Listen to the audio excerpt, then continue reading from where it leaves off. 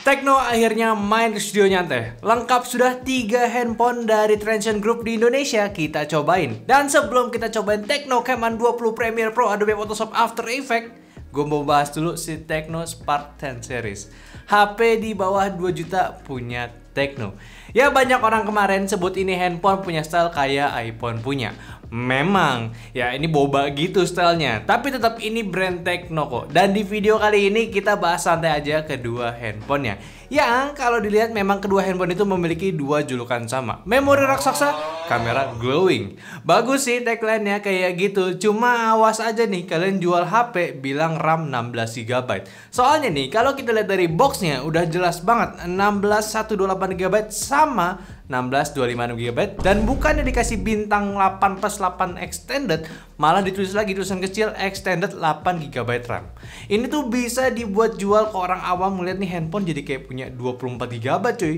Iya nggak sih? Kayak ambigu gitu nih. Ini catatan loh buat Tekno sama teman-temannya yang nonton ya. Ya kalian juga nonton jangan sampai salah gitu, oke? Mungkin juga nih buat teman-teman yang bingung ya, punya budget nggak sampai 2 juta tiba-tiba ditawarin handphone ini. Sebenarnya kalau kalian pilih ini tuh ya, ini bukan pilihan yang salah. Masih menarik buat lu incar di spek kisaran harga segini. Karena yang pasti, yang bisa gue tekenin di sini mereka berani kasih spek lebih di harga yang murah. Pertama dari spek si Spark 10-nya. Yang mana spek dalaman ini menggunakan SoC MediaTek Helio G37, yang mana ini chipset entry, terus RAM ini 8 GB dan memorinya 128 GB. Ini gede banget, lu simpan foto, video, bahkan gambar-gambar yang di-share grup WhatsApp itu kayak bisa kesimpan unlimited gitu, nggak terbatas ya. Dan RAM yang besar juga lu bisa lu pakai buat banyak aplikasi sekaligus ya, walaupun dengan kombinasi SoC ini agak berlebihan sebenarnya. Tapi bagus dong. Dia juga jalan di iOS 12.6 basis Android 13. Selama kita tes juga udah dapat update security patch sampai bulan Juni. So nice ya. Sama pengalaman ya kayak pakai Infinix aja sih.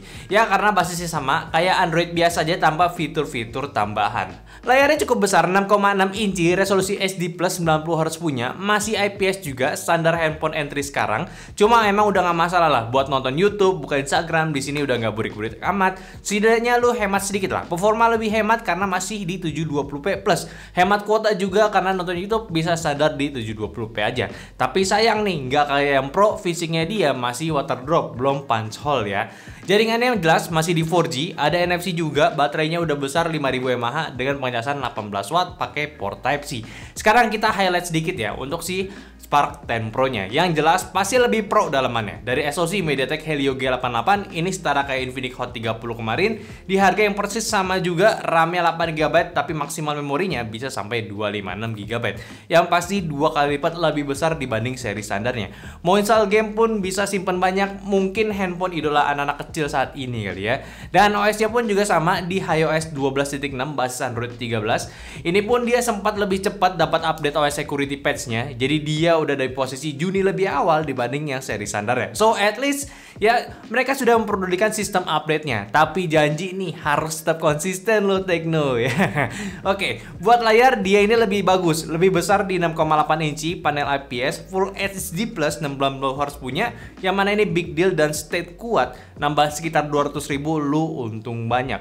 Layar lebih nikmat ya buat lu ngapa-ngapain, mau pakai harian, nonton video, anime atau apapun itu lebih enak.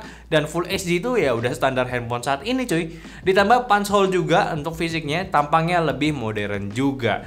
Buat konektivitas juga sama di 4G, ada NFC pula, plus baterai pun sama di 5000 mAh dengan charging 18 watt. Ya nggak disunat lah di bagian spek dalamannya. Sekarang kita bahas desainnya, dan lupakan dulu desain iPhone-nya. Dia ini punya desain keduanya tuh mirip cuy. Desain mengotak, sisi flat yang mengikuti era smartphone sekarang. Terus back panelnya juga oke, dia punya frosted gitu, tapi berbeda finish antara keduanya yang bikin handphonenya itu nggak gampang kotor sama sidik jari. Ini nilai plus loh. Terus kamera bump-nya pun di konteks yang desain yang gue suka, nggak terlalu tebel, offset kameranya itu pas, jadi memang buat di kelas yang murah ini enak banget. Tekno tuh nggak macem-macemin si desainnya. Cuma yang bikin gue penasaran untuk si Pro ini, mereka bilang tuh ya sisi belakangnya pakai kaca berbintang tahan rusak. Sangat berat itu statementnya ya. Sisi samping juga nggak ada yang spesial, palingan dari SIM tray dia nggak pakai hybrid, dan keduanya sudah menggunakan port Type-C, digenggam enak juga, nggak ada sisi tajamnya, bobotnya pun juga tergolong ringan, untuk yang standar cuma di 187 gram dan yang Pro-nya di 207 gram. Ya, jujur aja buat gue pribadi untuk handphone ini sebenarnya udah tergolong bagus. Konteksnya nggak macam-macam gitu loh, apalagi kalau kita bandingin dengan seri Camon yang memang jual desain sisi belakangnya. Ya, secara selera jujur aja gue suka ya polosan kayak gini sih. Anyway, buat warnanya sendiri ya, seri standar itu ada 3, meta, hitam, biru, sama putih. Dan kalau yang Pro ini dia tuh ada pilihan hitam berbintang sama putih mutiara. Nah, sekarang kita lihat dari performanya. Yang jelas performa handphone entry ini udah mendapatkan skor yang udah sama dengan handphone yang menggunakan spesifikasi yang sama. Artinya ya memang ini handphone udah di kelasnya, bukan malah lebih lambat atau macem-macemnya.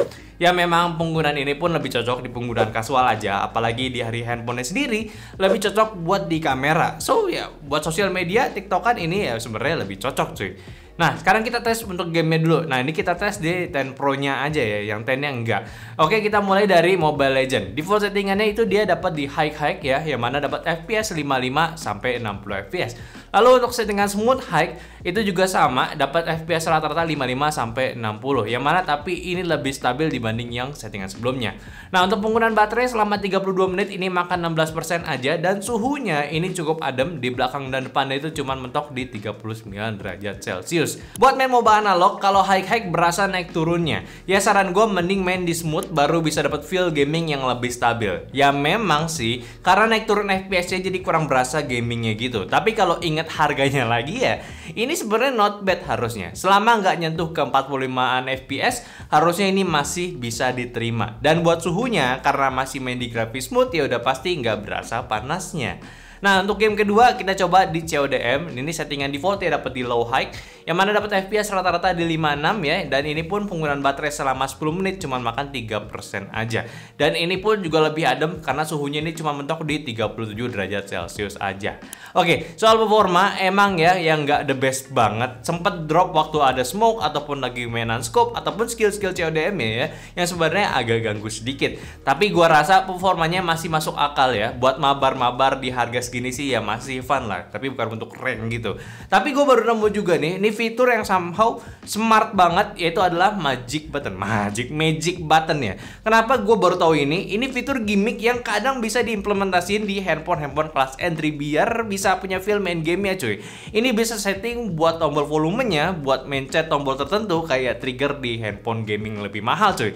Ini ide yang menarik banget kalau bisa diimplementasiin ke handphone entry lainnya. Ya good job lah Tecno dan juga OS-nya. Sekarang kamera, yang mana mereka ini jual banget di handphonenya. Dari Tecno Spark 10 Pro, ini handphone menggunakan 2 kamera belakang, satu main cam 50 megapiksel dan satu kamera gimmick. Lalu kamera depannya di 32 megapiksel dengan LED flash.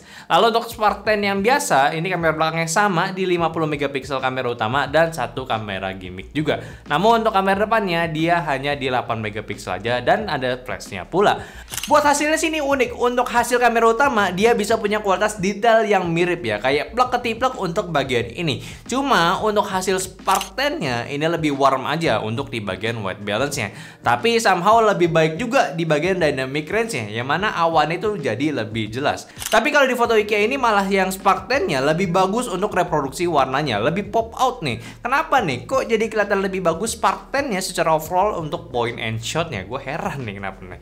Nah, kalau di mode AI ini aneh ya, Spark 10-nya di AI cam-nya ya, itu nggak ada mode AI-nya loh. Padahal di Pro Series-nya itu ada bro. Ini gimana nih? Aplikasi AI tapi nggak ada mode AI-nya. Ini kacau nih. Nah yang ultimate ini, yang lebih parahnya nih, si mode AI Pro Series-nya 10 Pro ini ya, Spark 10 maksudnya, Spark 10 Pro ini proses gambarnya jadi kayak hasil standarnya si Spark 10 yang non Pro nih. Ini mohon maaf di Tecno, maksudnya gimana nih? Apa emang AI di Pro ini adalah cuman gimmick fitur? Gue gak tahu, aneh banget. Sekarang HDR ya, ya di Spark 10 hasilnya sama aja kayak mode lainnya, kayak nggak beda sama sekali. Kalau di 10 Pro nya ya bisa benahin dynamic range-nya dari hasil standarnya sih, jadi lebih oke lah tentunya. Nah mode low light, sayang yang Spark 10 gak ada mode malamnya, jadi untuk hasilnya ya udah sih, untuk detail kurang kelihatan, apalagi kalau udah ada objek lampu pasti nggak kebaca tulisannya. Beda sama Spark 10 Pro yang bisa diamani di mode malamnya. Detail rumputnya jadi lebih jelas lagi, tulisan lampu juga jelas, lebih aman lah, walaupun emang nggak outstanding hasilnya. Nah, sekarang untuk buat videonya, Spark 10 benar-benar irit fitur juga, cuma mentok di Full HD 30 tanpa stabilizer. Cuma memang hasilnya udah bagus sih untuk di harganya. Dari segi warnanya, detailnya pun juga udah oke, ya masalahnya getar aja kalau dipakai jalan. Nah, untuk yang Spark 10 Pro, dia ini bisa rekam di 2K video, ini bagus nih, tapi nggak bisa di Full HD 60 fps. Dan hasilnya pun juga udah lumayan, sama kayak Spark 10, udah sama-sama bagus dari warna juga detailnya. Memang nggak ada stabilizer aja sih, ya oke lah buat di harga segini, cuman jangan coba-coba pakai mode HDR-nya. Tulisannya sih HDR Full HD 30 fps ya, tapi pas kita pakai, kita cobain lah, kok cuma 15 fps nih. Ayo dong, dirapiin nih Tecno nih, agak aneh nih fitur yang satu ini.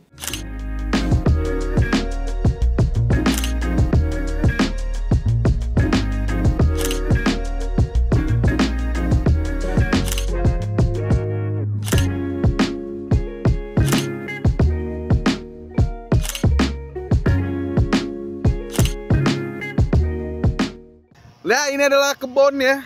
Kebun kembali ini udah mulai mendung ya. Kalian tuh mendengar gak sih ada suara-suara kehidupannya itu memotong rumput? Nah, itu ada Aldira, lihat ya. Untuk mic-nya lu bisa cek sendiri yang nyala yang mana, bisa dilihat kan. By the way, ini untuk perekaman di yang Pro itu di 2K, sementara yang biasanya ini di Full HD 30 fps. Sama-sama 30 fps gitu. Cuma entah kenapa sih ini di layar gua ya, di layar kamera sih gue ngeliatnya punya yang si Pro-nya nih, muka gue tuh langsung merah gitu. Cuman gue coba mau ngasih tahu nih, untuk seri Pro-nya nih ada isu menurut gue ya. Tunggu dulu. Untuk yang Pro-nya ini ada mode HDR yang di mana pertama dia akan turunin resolusi yang tadi kan 2K lumayan gitu ya. Jadi Full HD 30 fps, cuman entah kenapa gak 30 fps ini gue lihat sih ya. Mohon maaf aja nih untuk Tecno ya, saya nggak betah, kembali lagi ke 2K aja deh. Nah, ini udah 2K aja lah. Kalau kalian beli yang Tecno Spark 10 ya, yang Pro maksud gua, udah yang 2K aja, nggak usah nyalain HDR-nya. Ya, jadi mohon maaf ya untuk Tecno, mungkin fitur itu harusnya emang bagus lebih terang, cuman dibenerin lah ya. Gitu. Udah gitu aja, nggak usah kebanyakan, ntar videonya lama ya. Udah, jadi langsung aja, let's go. So ya, Tecno Spark 10 series sih ya, kalau mereka memang jual dari segi kamera, ya agak bahaya mungkin. Apalagi dari Spark 10 yang super minim fitur dasarnya ya.